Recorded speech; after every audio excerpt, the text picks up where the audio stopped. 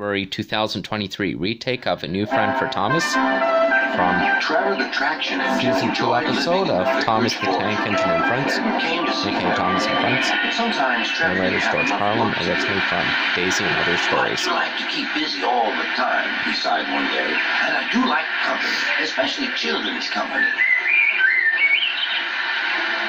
Cheer up, smiled Edward. Sir Topham Hatt has work for you at his new harbor. I'm to take you to meet Thomas today. Oh, exclaimed Trevor happily. A harbor, a seaside. Children, that will be lovely.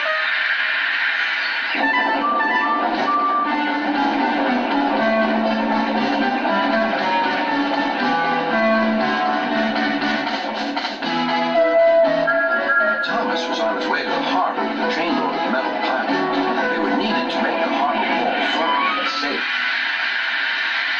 Hello, Thomas, said Edward. This is Trevor, a friend of mine. He's a traction engine. Thomas eyed the newcomer doubtfully. A what engine? A traction engine, exclaimed Trevor. I run on roads instead of rails. Can you take me to the harbor, please? Sir Topham Hatt has a job for me. Yes, of course, replied Thomas, but he was still puzzled. Workmen coupled Trevor's car to Thomas's train, and soon they were ready to start their journey.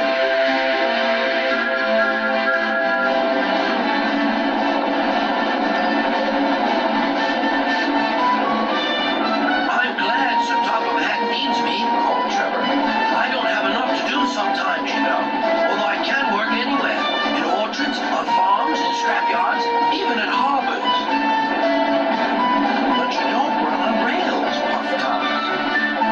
Traction engine. I don't need rails to be useful, replied Trevor. You wait and see.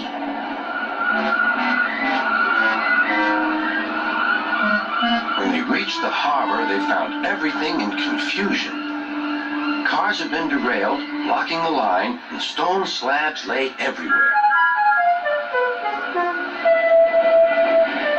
We must get these pilings passed, said Thomas's driver. They are essential.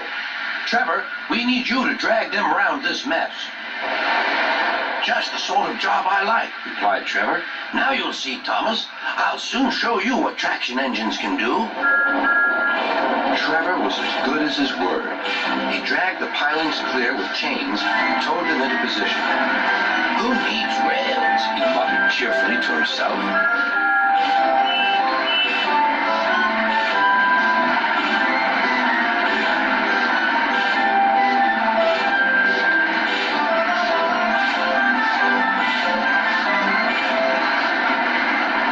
Thomas brought Annie and Clarabelle to visit him. Thomas was most impressed. Now I understand how useful a traction engine can be. The coaches were full of children. Trevor gave them rides along the harbor. He liked this best of all.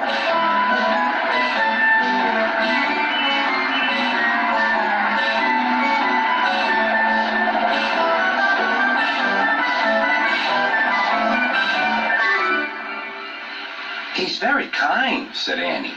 He reminds me of Thomas, added Clarabelle. Everyone was sorry when it was time for Trevor to go. Thomas pulled him to the junction. A small tear came into Trevor's eye. Thomas pretended not to see. He whistled gaily to make Trevor happy. I'll come and see you if I can, he promised.